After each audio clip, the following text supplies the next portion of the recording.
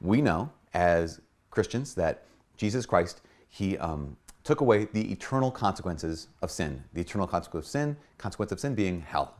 But there are such things as temporal or temporary or in-time consequences for sin. We all recognize this, and this is a very interesting thing, is that we recognize, yeah, there's eternal consequences for sin, aka hell, but there's also temporal consequences for sin, that we experience the effects of it in our lives. One of the effects, one of the consequences of sin in our lives is we don't love how we should, right? We love the wrong things, or we love the right things wrongly. Right? It just becomes one of those things where our hearts need to be purified. Our love needs to be purified either in this life or in purgatory in order to be able to do what? In order to be able to love God as He deserves. Because I know this about myself, that even if I'm in a right relationship with God, right? So I'm in a state of grace, I don't love God as He deserves to be loved.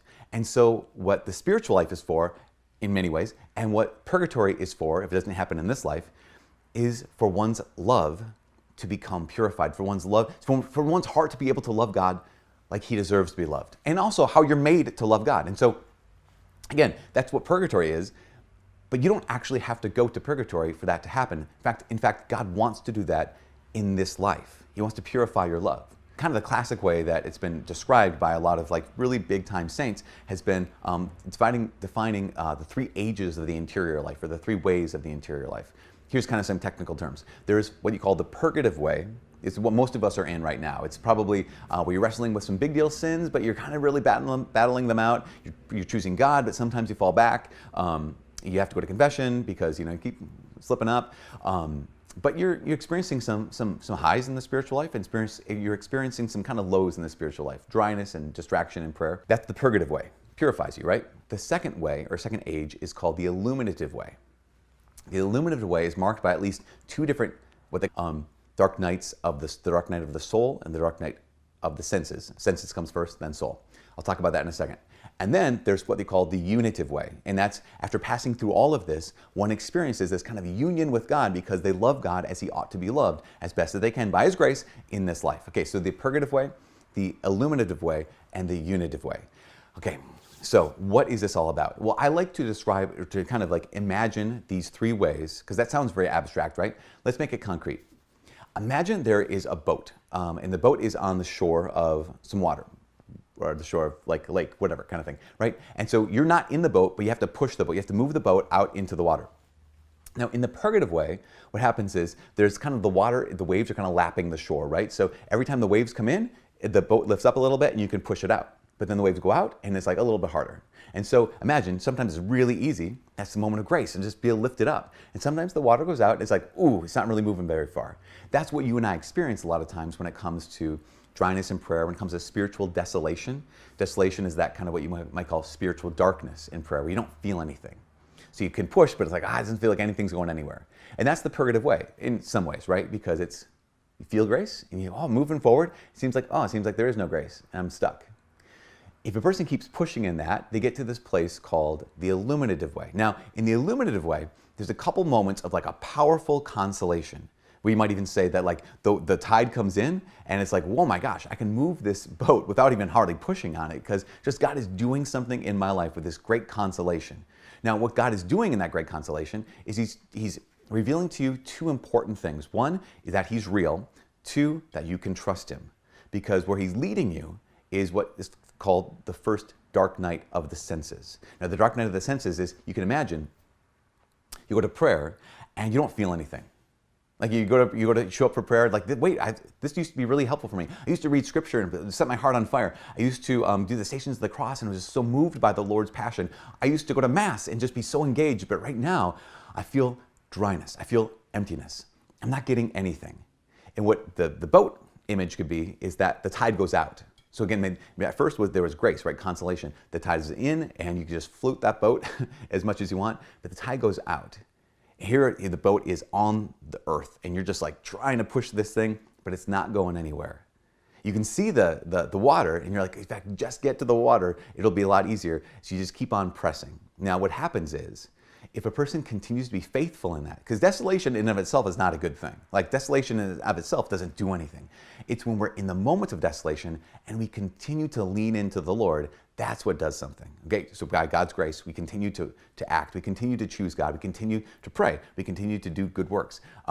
These are things that are combat desolation. So tide comes in. That was the first dark night, the dark night of the senses. Tide comes back in, and again, God reminds you, okay, he's real and he's good. You can trust him. And then what happens is the dark night of the soul. And my image for the dark night of the soul is the tide goes out, but it doesn't just kind of go out so you can see it in the future or see it in the distance. The tide goes out so far that it seems like I'm in the middle of the Sahara Desert and I'm supposed to push this boat, and it feels impossible. And okay, now, here's the thing. In the dark night of the senses, you could still see the tide. You could still see the water. Similarly, when we're in the dark night of the senses, we say, okay, I'm not getting anything in prayer, Lord, but I'm going to choose you because I know that ultimately you're going to bring me into your presence. Ultimately, you're going to bring me into heaven. Well, the dark night of the soul is the water is gone. And it's not anywhere in sight. And the person perceives that they're tempted to have the sense of like, there is no hope and there is no heaven. But even in the fact that the fact that I feel like there is no hope and I feel like there is no heaven, I'm still going to choose God. I'm still going to push on this boat. I'm still going to show up for prayer. I'm still going to belong to Jesus. Even if I never get heaven, I'm going to still choose him. And what the Lord is doing in that moment of the dark night of the soul is he's purifying that love even more. That's what has to happen. Right? For your love and for my love for God to become the kind of love that can step into heaven, we have to choose him even in darkness. We have to choose him when we don't feel consolation. We have to choose him when it feels like desolation. Why?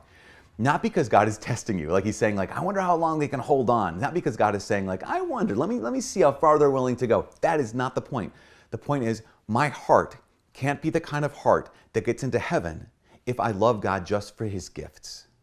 So at some point, he has to stop giving the gifts. That's why right now, even sometimes in your prayer, there's this desolation. And you're like, well, I don't feel anything. Yes, perfect. That's a really good moment. Because why? Because that's a great moment. You get to choose God for his sake, not for his gifts. When you feel desolation, again, desolation in and of itself is not good. But choosing God in the midst of desolation is a huge good. In that time of the dark night of the senses, okay, I'm not feeling anything, but Lord, I'm just going to lean into this.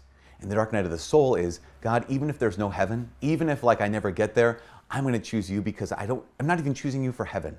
I'm choosing you because you are God and you deserve to be loved. Now, that's what is meant to happen in this life. That's why if you experience dryness in prayer, like, oh, don't despair. But if you experience this darkness and dryness in prayer, do not give up. That's the time to lean in and to be able to say, okay, Lord, you're doing something in my heart right now that you couldn't do without this dryness.